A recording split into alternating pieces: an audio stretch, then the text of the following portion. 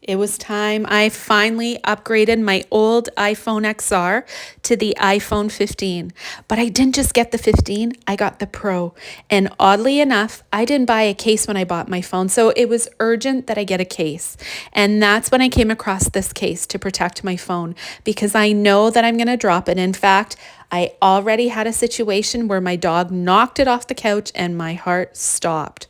I'll be honest, as fortunate as I was to get the iPhone 15 Pro, I was disappointed in its color selection and thought the plain iPhone 15 had better options, including this shade of yellow.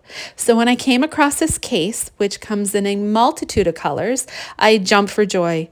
It wasn't just about the color for me, which, by the way, will be helpful for me to find my phone since I lose it constantly, but I love the way it protected the cameras at the back of the phone. Other cases I've seen leave the camera portion out. It also comes with a screen protector, and I also love that it can act as a support stand for my phone if I'm FaceTiming.